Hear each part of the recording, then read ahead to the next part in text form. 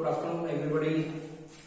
Welcome back to Science Online Class. I am your science teacher, Mr. C.P. Varet, and together we will see the chapter number 3, that is the atoms and molecules. And we are just further increasing in the syllabus right now. See, before starting something, I want to tell you one thing, that this particular chapter is going to increase your base in the chemistry. Chemistry का जो भी base है, you will make for the further classes like 10th class, board 11th, 12th, वो आप यहीं से बनाते हैं. 9th क्लास से ही आपका बेसिक स्टार्ट हो जाता है. तो जिस बेसिक के बारे में हम लोग बात करने वाले हैं, उसका बेस आप यहीं से बनाएंगे. अब हम लोग थोड़ा सा पढ़ते हैं, like what is the next thing, atomic symbol. Atomic symbol. Atomic means it is related to the atom, and symbol we all know that how we represent the atoms, that is actually known as the atomic symbol. Let us see shorthand what I have written. I am just reading it first for you. Shorthand notation to represent the one atom of any element. Actually element, it is made of the millions of atoms. We all have known that actually atoms are the smallest particle of any of the element, and one particular element it may be made of the hundred of atoms. Right now see what is the atomic symbol. Atomic symbol क्या होता है, क्या है ये, short hand notation. Short hand मतलब shortcut में, notation means एक कैसे इसको मैं व्यक्त करूं, जिस तरीके से for example what is my name here, CP sir, I am known by the CP sir. इसी तरीके से किसी एलिमेंट को किस नाम से जाने, so short hand notation to represent any atom of any of the element. किसी भी एलिमेंट को किस नाम से जाना जाए या उसके एटम को किस नाम से जाना जाए, तो किसके नाम से जानते हैं, we come to know that particular element और that particular atom by the name of atomic symbol. For example, you can see what is the atomic symbol of carbon, C, capital C. What is the atomic symbol of hydrogen, capital H. Same like that, what is the atomic symbol of sodium, Na, capital N, small a. Actually in my last lecture I have told you for representation of the atomic symbols, so many different scientists they came forward. First the J.J. Dalton. According to that, he used to represent some circle shaped. Actually, what he has done, he has taken some circle shaped coins like structures with some of the modifications, and according to that, he actually represented some of the elements. And at that time, the number of elements was also very less. Dalton ने जो method use किया वो तो बहुत ही बकवास method था, इसलिए क्योंकि उसके हिसाब से अगर हम लोग एक हाइड्रोजन को रिप्रेजेंट करना चाहते हैं तो हमको ये सिंबल बनाना पड़ेगा. And for example if I want to represent 3 hydrogen atoms, so I have to make the same symbol 3 times. मुझे यही सिंबल 3 टाइम्स बनाने पड़ जाएंगे. So in this way that particular method was very time consuming. और ये जो modern symbolic method है which right now we are studying, जिसके बारे में हम लोग अभी पढ़ रहे हैं, actually it is introduced by the another Swedish chemist. एक स्वीडन के कोई वैज्ञानिक हुए जिनका नाम था J.J.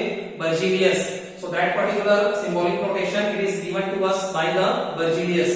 Berzelius का ही कमाल था कि उन्होंने एटॉमिक सिंबल्स के कुछ नियम कानून बनाए और उनके हिसाब से some of the elements they have been represented by their first capital letter of the Latin names. उनके लैटिन नाम पे भी उनका नामकरण किया गया है. कुछ एलिमेंट्स को उनके लैटिन नाम के फर्स्ट कैपिटल लेटर से हम लोग जानते हैं.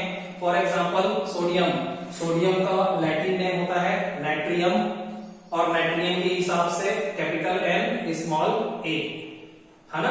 कुछ के जो सिंबॉलिक नोटेशंस जो थे, कुछ के कैपिटल सिंबल्स तो थे directly they have been represented by the first capital letters. उनको उनके कॉमन नेम के फर्स्ट कैपिटल लेटर से ही जाना गया था. So according to that you can see carbon C, hydrogen H, nitrogen N. बहुत सारे लोगों को इस पर बहुत सारी चीजों को हम लोग डायरेक्टली इस तरीके से जानते हैं. अब significance of the symbols. Significance means क्या होता है, importance. What is the meaning by significance, importance. What is the importance of the symbol. Symbol का इंपॉर्टेंस है क्या, first I am going to read one by one. First you can see C stands for carbon element. Capital C stands for carbon element. एक capital C जो होता है वो carbon element के लिए स्टैंड करता है, मतलब that atomic symbol it is used to represent the name of the element. It is used to represent the name of the element. किसी भी एलिमेंट को किस नाम से जानेंगे, उसके एटॉमिक सिंबल से जानेंगे। For example capital C for the carbon element. Second you can see carbon stands for the one atom of carbon element. इस सेंटेंस को मैं रिपीट करता हूं, carbon stands for the C stands for the one atom of the carbon element. मतलब element को भी सी नाम से ही जाना जाएगा, और कहीं पे अगर मैं सी लिखता हूं that is the atomic symbol of carbon, इसका मतलब ये भी हो सकता है कि it is representing one atom of the carbon element. Carbon element बहुत सारे एटम से मिलकर के मेड अप हुआ है, बहुत सारे मिलियंस ऑफ द एटम से मिलकर के बना है, लेकिन यही सिंबल तब भी काम में आएगा जब हम लोग एक एटम ऑफ कार्बन एलिमेंट के बारे में बात करेंगे। तो एक एटम को भी सी से रिप्रेजेंट करते हैं, उस पूरे के पूरे एलिमेंट को भी सी से रिप्रेजेंट करते हैं। Third statement, C represents one mole of the carbon element. C represents one mole of carbon element. अब राइट नाउ मोल आपके लिए एक नया शब्द आ गया, तो ये जो सी सिंबल है कार्बन एलिमेंट का, ये खड़ा हुआ है या रिप्रेजेंट करता है किसके लिए, one mole of the carbon element. एक मोल कार्बन एलिमेंट के लिए भी सी सिंबल का यूज किया जाता है। अब आपको मोल का मतलब मुझे बताना है। So what is the mole here, MOLE। मोल से ज्यादा कंफ्यूज होने की जरूरत नहीं है, बहुत बढ़िया टॉपिक है, बहुत इंटरेस्टिंग टॉपिक है। And what is the meaning by mole here, mole कुछ नहीं है बेटा, mole is a simple number. Mole का मतलब आप समझ लो ये सिंपल काउंटिंग नंबर है, और एक मोल के बराबर जहां पे वन मोल की इक्वल टू कितना होता है, 6.022 into 10 to the power 23 atoms.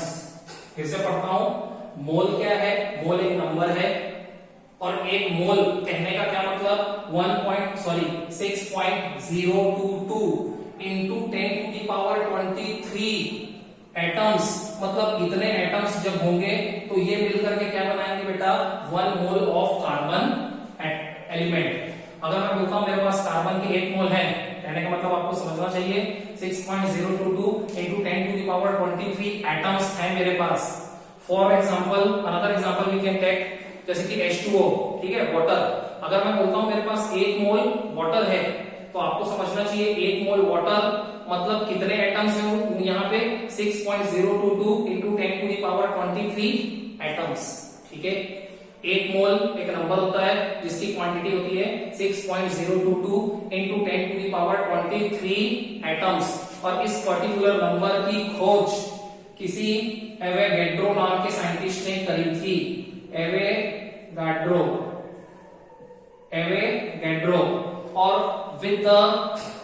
और इसीलिए इस पर्टिकुलर नंबर को एवोगैड्रो नंबर के नाम से भी जाना जाता है। एक मोल, ये जो मोल कॉन्सेप्ट है इसकी खोज किसने करी थी, एवोगैड्रो ने। एंड फॉर हिज रेस्पेक्ट, उसके रेस्पेक्ट के लिए इस पर्टिकुलर नंबर को, मोल नंबर को 6.022 into 10 to the power 23 को एवोगैड्रो नंबर के नाम से भी जाना जाता है। ये मोल किसी भी एलिमेंट को रिप्रेजेंट करने के लिए किया जा सकता है। इसका और क्या इंपॉर्टेंस है वो भी मैं आपको एक्सप्लेन करूंगा next time. Look here number 4, C represents the 12 gram of carbon element. अब यहाँ पे आप कंफ्यूज हो गए होंगे कि 12 ग्राम क्यों लिखा गया है। तो if you have remembered what I have discussed with you in my last class, so according to that मैंने ये बताया था, और यही चीजें मैं यहाँ पे भी एक्सप्लेन करके बताऊंगा कि एक कार्बन एटम जो होता है उसके अंदर 2 चीजें होती हैं। क्या होती हैं, प्रोटॉन्स जिसको पॉजिटिवली चार्ज पार्टिकल्स बोलते हैं, और दूसरा होता है neutrons which are called neutrally charged particles.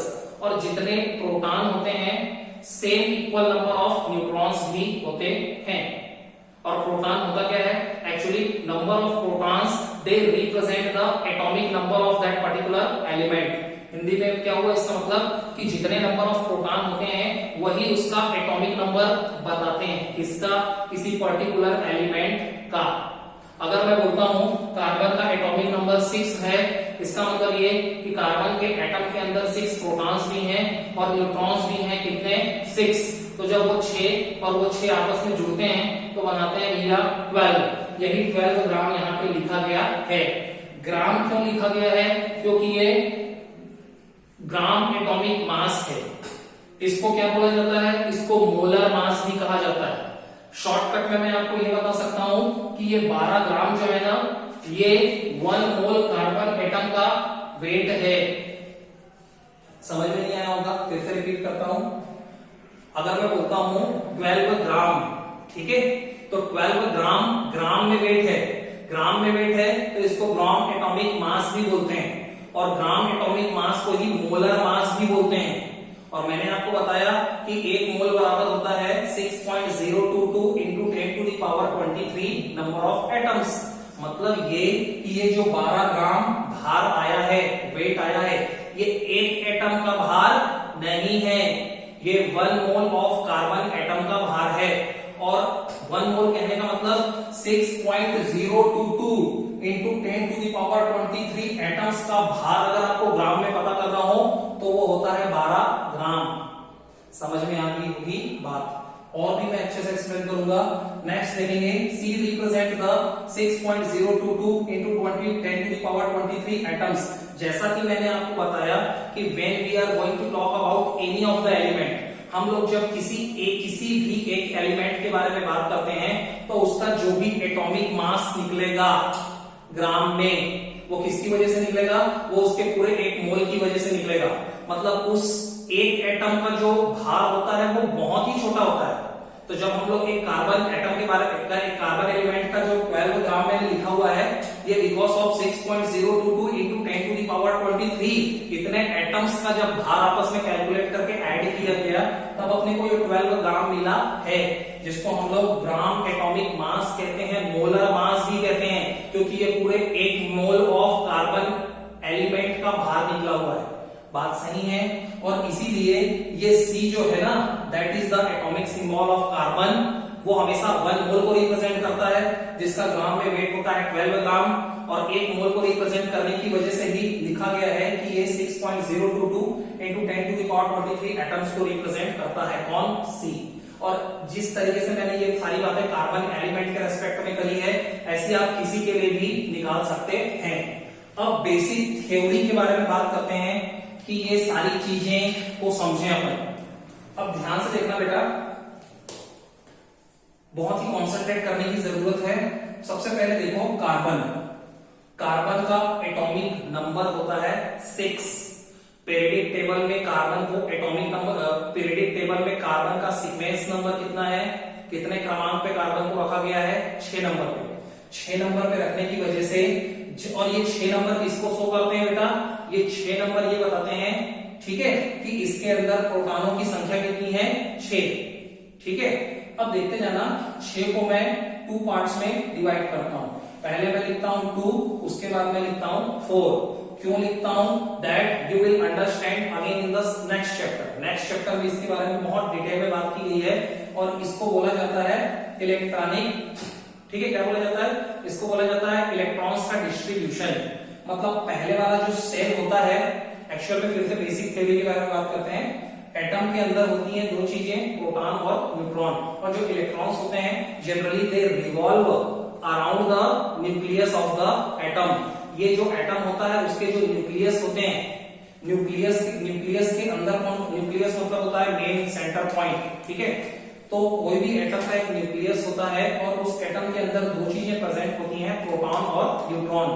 Proton positive charge material होते हैं, न्यूट्रॉन के पास कोई चार्ज नहीं होता है। और जो इलेक्ट्रॉन्स होते हैं they always revolve around the outermost shell. ये क्या करते हैं कि न्यूक्लियस के बाहरी कक्षा में हमेशा चक्कर लगाते हुए मिलते हैं। कौन? इलेक्ट्रॉन्स। यहां तक बात सही? अब हुआ क्या, कार्बन का अगर 6 एटॉमिक नंबर है तो इसके पास प्रोटॉनों की संख्या कितनी हो गई? 6। न्यूट्रॉनों की संख्या कितनी हो गई? 6। और इलेक्ट्रॉन्स के डिस्ट्रीब्यूशन के लिए हम लोगों ने क्या किया? इसी 6 को 2 पार्ट में डिवाइड किया, 2 और 4, क्योंकि इसके भी नियम कानून होते हैं। इलेक्ट्रॉनों को किस तरीके से फिल किया जाए, तो तो पहले वाला जो सेल होता है उसमें केवल 2 ही इलेक्ट्रॉन्स फिल किए जा सकते हैं, सभी के लिए नियम है ये। और जो बचे हुए इलेक्ट्रॉन्स होते हैं ना 4 इलेक्ट्रॉन, वो फिर सेकंड वाले सेल में फिल होते हैं। ठीक है, मतलब ये मैं बोल सकता हूं कार्बन के लिए जब भी हम लोग बात करेंगे तो कितने सेल में इलेक्ट्रॉनों का डिस्ट्रीब्यूशन होगा, 2 सेल में।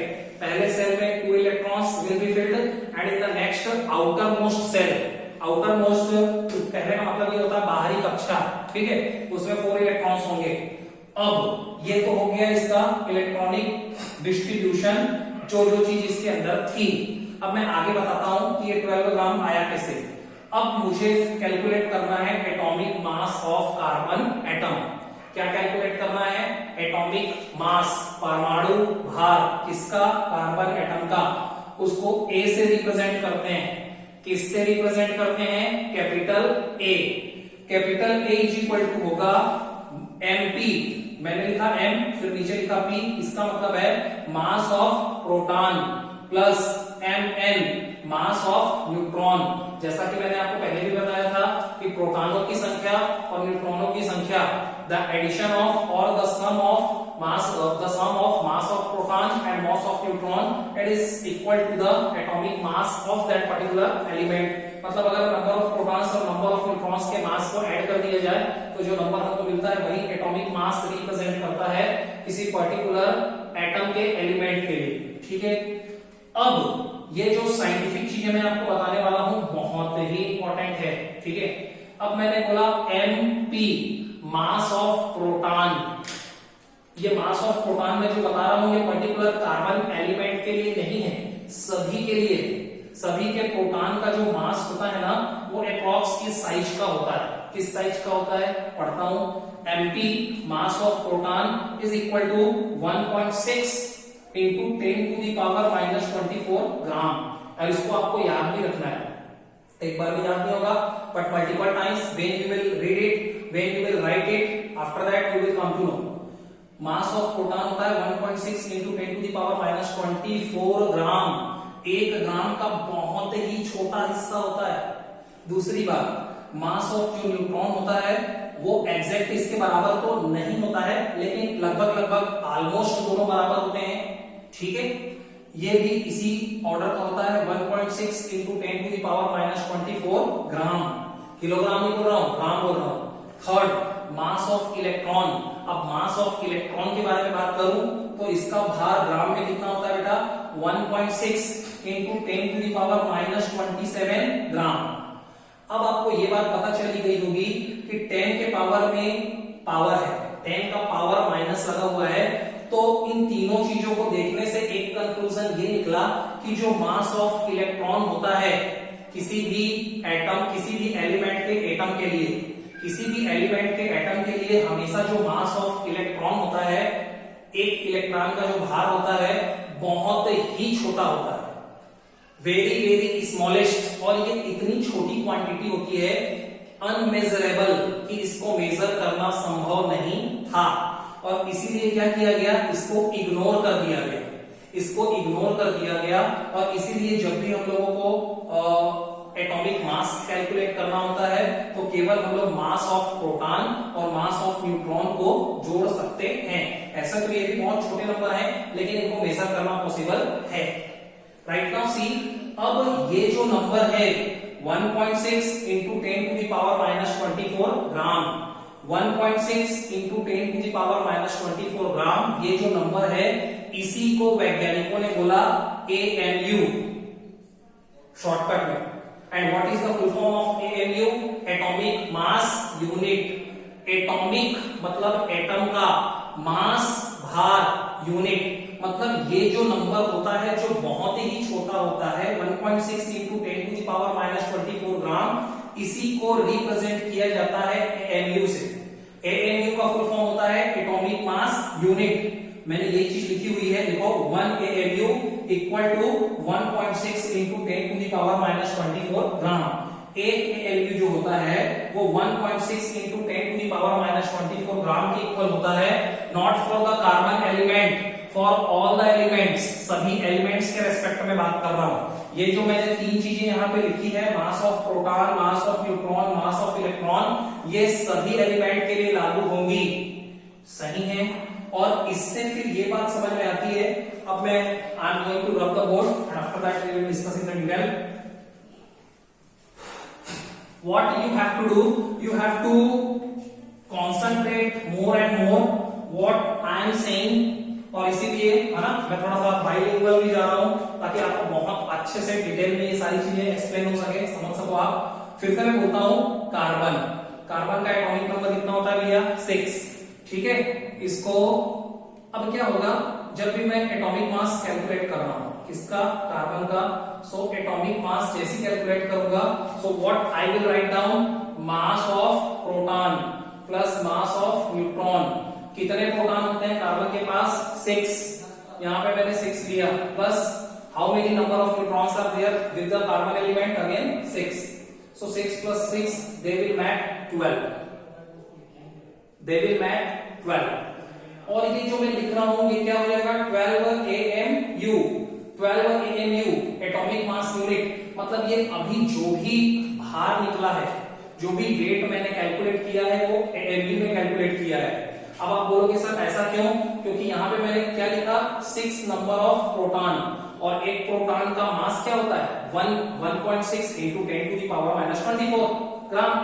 मैं आपको बता चुका हूं कि हर प्रोटॉन का मास जो होता है, हर प्रोटॉन का मास होता है 1.6 into 10 to the power minus 24 ग्राम। अभी तो मैंने केवल नंबर को जोड़ा, कितने नंबर ऑफ प्रोटॉन होते हैं कार्बन के पास 6, उतने ही न्यूट्रॉन्स भी होते हैं, सो 6 प्रोटॉन और 6 न्यूट्रॉन एडिशन 12, और 12 क्या AMU, 12 AMU। और अगर इसको मेरे को लिखना हो तो मैं ये भी लिख सकता था 12 into 1.6 into 10 to the power minus 24 ग्राम। क्यों, क्योंकि मैं आपको बता चुका हूं कि 1 AMU इज इक्वल टू ही तो होता है ये 1.6 into 10 to the power minus 24 ग्राम। हुआ ये कि ये जो नंबर होता है ना मास of proton 1.6 into 10 to the power minus 24 gram, इसी को ही 1 AMU कंसीडर किया गया है। यहां तक बात सही है। अब क्या हुआ, हम लोग शॉर्टकट इसी को 12 AMU बोल देते हैं, ठीक है। और ये लिखने की जरूरत भी पड़ती है, AMU मतलब अंडरस्टूड होता है हर व्यक्ति को कि AMU कहने का मतलब ये एटॉमिक मास की स्केल में यूनिट निकाला गया है। 12 AMU मतलब एटॉमिक मास यूनिट में इसकी वैल्यू कैलकुलेट की गई है 1.6 into 10 to the power minus 24 ग्राम। अब अगर मैं आपको एक बात बोलूं, ये तो हो गया एक एटम का, ये कितने एटम का भार हुआ। अब what we have to calculate 1 mole of carbon atom, 1 mole of carbon atom. If I will tell you, अगर मैं आपको बोलूं कि ये तो हो गया एक कार्बन एटम का अपन ने क्या निकाल लिया बेटा वेट। अब आप सोचो इस बात को, समझो इस बात को कि केवल एक एटम का जो भार होता है वो बहुत ही कम होता है बेटा।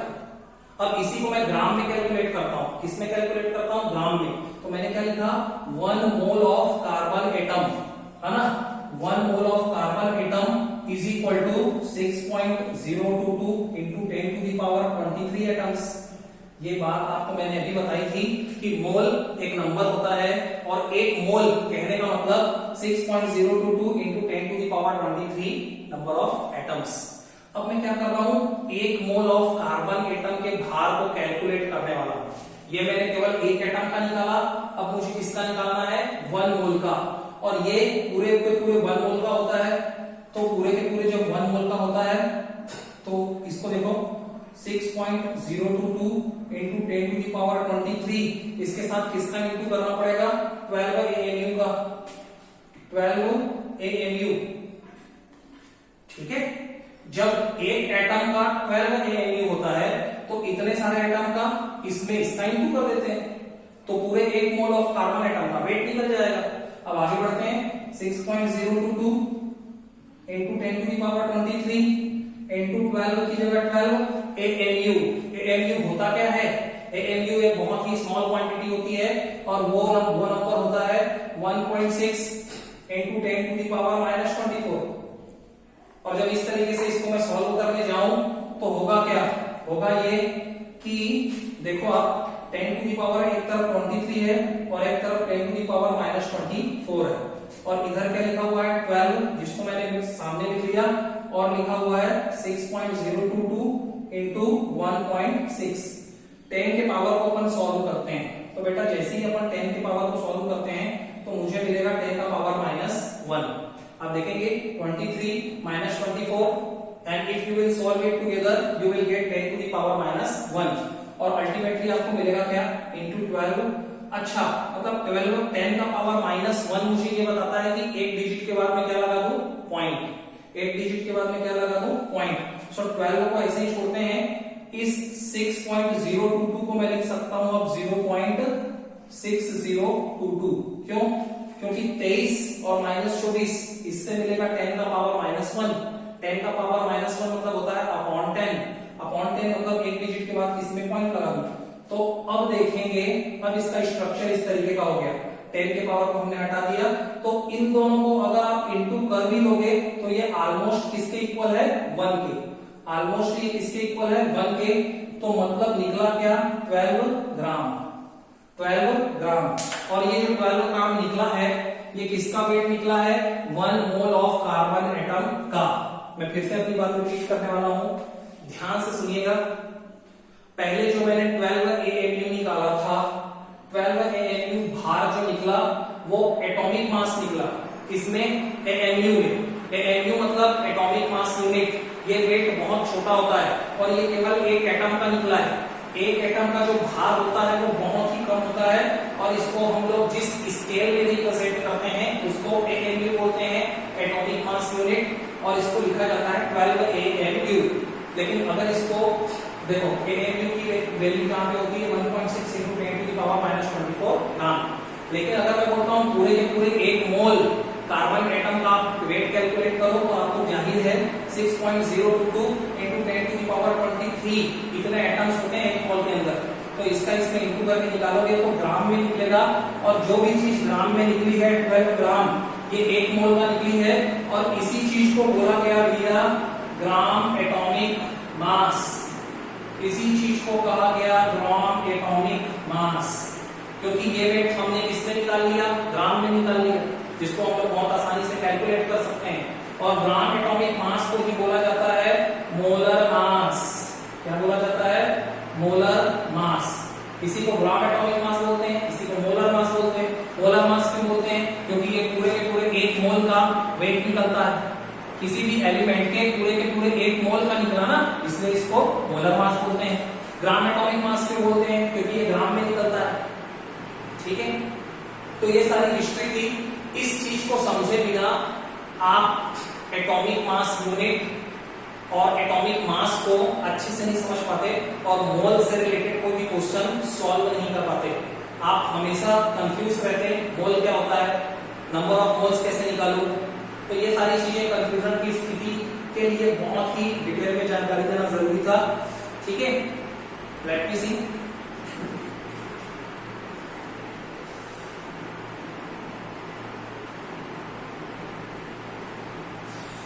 ठीक है, वीडियोस ओके, वीडियो थोड़ा सा लेंथी है, कोई बात नहीं, बहुत डिटेल में आपने समझा।